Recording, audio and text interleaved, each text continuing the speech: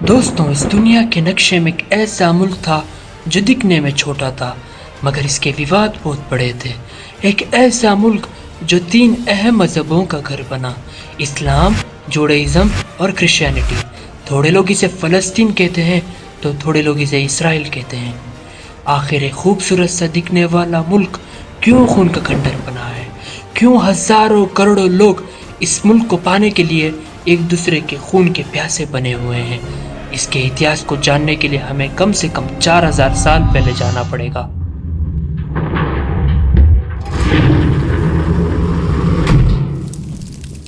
اس کہانی کی شروعات ہوتی ہے لگ بھگ 4000 سال پہلے، جن دنوں میسوپوٹیمیا کے علاقے میں مورتی پوجا کو بڑھاوا دیا جاتا تھا۔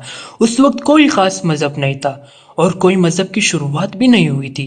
اسی دوران میسوپوٹیمیا کے ایک چھوٹے سے گاؤں اورن میں حضرت ابراہیم علیہ السلام کی پیدائش ہوئی، جس سے ابراہمک ریلیجن شروع ہوا۔ ان کے آنے والی پیڑھی نے اسلام، جوڈائزم اور کرسچینٹی کی شروعات کی۔ بہرحال حضرت ابراہیم علیہ السلام دھیرے دھیرے لینڈ آف کینان، جو کہ پریزنٹ ڈے میں فلسطین اور اسرائیل کا ایک بھاگ ہے، وہاں چلے گئے اور لوگوں کو مذہبی تعلیم دینا شروع کر دی۔ اور انہوں نے ایک مذہب کی شروعات بھی کی جسے نام دیا گیا جوڈائزم، اور ان کو فالو کرنے والوں کو جوڈاس کہلانے لگے۔ حضرت ابراہیم علیہ السلام کے 2 بیٹے ہوئے، ایک بیٹے کا نام حضرت اسحاق علیہ السلام اور دوسرے بیٹے کا نام حضرت اسماعیل علیہ السلام۔ انہوں نے بھی آگے چل کے جوڈائزم کو ہی فالو کیا اور کافی تعداد میں لوگ ان کو فالو بھی کرنے لگے تھے۔ لیکن حضرت اسحاق علیہ السلام کے بیٹے، جو کرسچینٹی میں جیکب، یہودیوں میں اسرائیل اور مسلموں میں یعقوب علیہ السلام کے نام سے مشہور ہوئے، انہوں نے جوڈائزم کو آگے بڑھایا اور یعقوب علیہ السلام کی وجہ سے اس چھوٹے سے ملک کا نام آگے چل کے اسرائیل کا نام پڑا۔ اور جب یعقوب علیہ السلام بڑے ہوئے، یعقوب علیہ السلام نے 4 شادیاں کی، جس میں انہیں 12 بچے پیدا ہوئے۔ انہی 12 بچے 12 الگ الگ قبیلوں پہ راج کرنے لگے۔ انہی میں سے ایک بیٹا یہودا تھا۔ انہوں نے ہی پہلی مرتبہ یہودی مذہب کی شروعات کی۔ وقت بیتتا گیا، بیتتے وقت کے ساتھ کینن میں بھوک ماری شروع ہو گئی، جس کی وجہ سے بہت سارے یہودی دوسرے ملک میں مائگریٹ ہونے لگے، اور بہت سارے یہودی ایجپٹ چلے گئے، جہاں یعقوب علیہ السلام کے بیٹے یوسف علیہ السلام کا رتبہ چلتا تھا۔ یوسف علیہ السلام نے اپنے بھائیوں کو بہت ہی پیار اور سمان کے ساتھ ایجپٹ میں استقبال کیا۔ جب یہودی ایجپٹ چلے گئے، انہوں نے وہاں جا کر ایک سیٹلمنٹ بنوایا اور گروپس میں رہنا شروع کر دیا، اور یہودی بزنس کرنے میں بہت ہی تیز اور چالاک تھے۔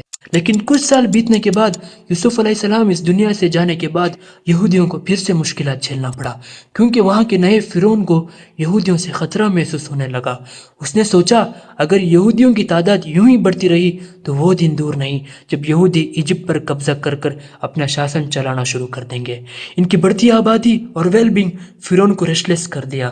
اس کے چلتے فرعون نے یہودیوں کو مارنے کا حکم دیا، جس میں بہت سارے بچوں اور بوڑھوں کو مارا گیا، اور یہودی عورتوں کو غلام بنا لیا گیا۔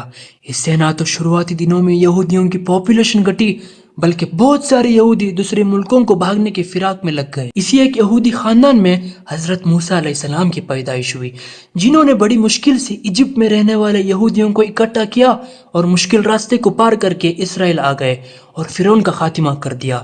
اس کے بعد موسیٰ علیہ السلام کو ایک اہم شخص مانا گیا اور ان کو کافی سمان دیا گیا۔ جب سارے یہودی مل کر ایجپٹ سے اپنے قافلے کے ساتھ اسرائیل آ گئے، تب موسیٰ علیہ السلام نے خدا کے دیے ہوئے 10 کمانڈمنٹ کو پیش کیا، جس سے ماننے سے یہودی ہمیشہ خوش اور اچھے رہ سکتے تھے۔ یہودیوں نے ان 10 کمانڈمنٹ کو ایک پتھر پر لکھوا کر آگے چل کے سلیمان ماسک میں رکھوا دیا، جسے جیوز کے بیچ میں آج 10 کمانڈمنٹ آف سپریم گاڈ کہا جاتا ہے۔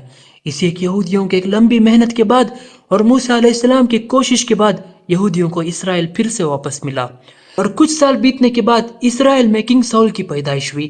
انہوں نے ہی پہلی مرتبہ کنگڈم آف اسرائیل اسٹیبلش کیا، جو یہودیوں کا ایک پہلا سامراجیہ بنا، اور لگ بھگ 1000 BC کے آس پاس کنگ ڈیوڈ، جو کنگ ساؤل کے داماد تھے، وہ یہودیوں کے ایک پاورفل کنگ بنے، اور ان کے بیٹے کنگ سلیمان، جو کہ مسلم لوگوں میں حضرت سلیمان علیہ السلام کے نام سے مشہور ہوئے، انہوں نے اسرائیل کے کیپٹل جیروسلم میں ایک پہلی مسجد ماؤنٹ بنوایا۔ اسے فرسٹ ماسک یا سلیمان ماسک بھی کہا جاتا ہے، اور انہوں نے یہ مسجد میں موسیٰ علیہ السلام کے پیش کیے ہوئے 10 کمانڈمنٹ کے پتھر کو رکھوا دیا، जब सुलेमान अलैहिस्सलाम किंग थे उनके दौरान सब कुछ अच्छा चल रहा था, मगर इसराइल में छोटे मोटे सिविल वॉर्स होने लगे, जिसकी वजह से लोग दो इतनी ग्रुप में बट गए। फिर भी हजरत सुलेमान अलैहिस्सलाम के एक पावरफुल किंग होने की वजह से वहाँ खुशियां और खूब सारी दौलत बरसी। लेकिन 2 सदी बीतने के बाद मेसोपोटामिया के किंग शालमनेसर 5 ने यहूदियों पर हमला कर हजारों यहूदियों को मार दिया और जेरूसलम को पूरी तरह से बर्बाद कर दिया गया। फिर भी यहूदियों ने खुद को और अपने साम्राज्य को फिर से बसाया। लेकिन 587 बीसी में एक बहुत बड़ी घटना हुई, जिसकी वजह से बहुत सारे जंग होने लगे और जेरूसलम को पूरी तरह से बर्बाद कर दिया गया, क्योंकि उस वक्त बेबीलोन के किंग नेबूकदनेस्सर के हुक्म पर पूरी तरह से यहूदी कम्युनिटी को लूटा गया, जिसकी वजह से बहुत ही बड़ा मसाकिर हुआ। इसे सीज ऑफ जेरूसलम भी कहा जाता है। और जो यहूदी जंग के दौरान बच गए उनको बेबीलोन्स ने अपने साथ स्लेव बनाकर ले गए। इसी तरह से बेबीलोन किंगडम ने पूरी तरह से जुड़ा किंगडम को बर्बाद कर दिया। इसी तरह से यहूदी बेबीलोन्स के कब्जे में आ गए और उन्होंने सुलेमान मॉस्क भी शहीद कर दिया और 70 सालों तक यहूदियों को काफी सजा देते गए। और इसमें जो यहूदी बच गए वो दुनिया के कोने कोने में बिखर गए। इसी तरह से यहूदियों का और जेरूसलम का दोनों का ही इसराइल में नामो निशान मिट गया। और कुछ साल के बाद ईरान में एक नए एम्पायर की शुरुआत हुई, जिसे नाम दिया गया पर्शियन एम्पायर। पर्शियन किंगडम ने मेडिटेरियन सी के कई हिस्सों समेत बेबीलोन और इजिप्ट को जीत करके पर्शियन एम्पायर को एक बड़े भाग में खड़ा किया था। और पर्शियन किंगडम के दौरान यहूदियों को आजादी मिल गई। उन्होंने इन यहूदियों जो एग्जाइल के दौरान एज ए स्लेव बेबीलोन आए थे उनको आजाद करके इसराइल वापस जाने के लिए कहा और इसराइल को फिर से तामीर करने के लिए कहा। और जब साइरस II, जो जुल्करनैन अलैहिस्सलाम के नाम से जाना जाता है, वो पर्शियन किंग बनने के बाद उन्होंने सुलेमान मॉस्क को फिर से तामीर करवाया। इसे सेकंड मॉस्क भी कहा जाता है। इसी तरह से काफी सालों के बाद यहूदियों ने इसराइल में फिर से जिंदगी जीना शुरू कर दी। और लगभग 332 बीसी में अलेक्जेंडर द ग्रेट ने पर्शियन किंगडम को हराकर अलेक्जेंडर किंगडम को इसराइल में एस्टैब्लिश किया और जेरूसलम में अपना झंडा गाड़ दिया। लेकिन अलेक्जेंडर की मौत 323 बीसी में होने के बाद अलेक्जेंडर किंगडम कमजोर होकर खत्म हो गई और लगभग 63 बीसी तक इसराइल रोमन किंगडम के कब्जे में आ गया। इसी दौरान ईसा अलैहिस्सलाम या जीसस की पैदाइश एक यहूदी खानदान में हुई। ईसा अलैहिस्सलाम में खुदा के पैगंबर थे और काफी सारे लोग उनकी थिंकिंग को रेस्पेक्ट दिया करते थे और लोग उनके चमत्कार देखने के लिए आने लगे। इसके चलते लोग चुप चुप के क्रिश्चियनिटी को अपनाने लगे थे। लेकिन ईसा अलैहिस्सलाम की थिंकिंग को यहूदी बुजुर्ग और थोड़े लोग इनकार करने लगे और वो यहूदी लोग उनके खिलाफ बातें फैलाने लगे और उनके चमत्कार देखकर उनको जादूगर भी कहा गया और वो यहूदी लोग उनको खुदा का पैगंबर मानने से भी इनकार कर दिया और वो जीसस ऑफ नाज़रेत के खिलाफ भी थे। इसके चलते लगभग 30 to 33 AD के करीब ईसा अलैहिस्सलाम को सूली पर टांग दिया गया, ये कह के कि ये आदमी मजहब के खिलाफ बोल रहा था। लेकिन ईसा अलैहिस्सलाम को सूली पर टांगना आगे चलकर यहूदियों को भारी पड़ने वाला था, क्योंकि काफी सारे लोग रोमन एम्पायर के दौरान ईसा अलैहिस्सलाम को फॉलो करने लगे थे और बहुत सारे यहूदी क्रिश्चियनिटी में तब्दील होने लगे और आगे कुछ सालों में रोमन किंग्स ने भी क्रिश्चियनिटी को कबूल कर लिया।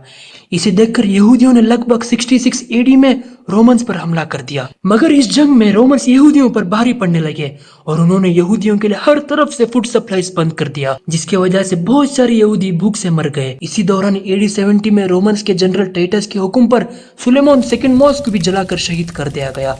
मगर इस मॉस्क का एक वॉल का टुकड़ा आज भी जेरूसलम में मौजूद है, जिसे वेस्टर्न वॉल कहा जाता है। यहाँ आज भी हजारों यहूदी आकर प्रेयर करते हैं।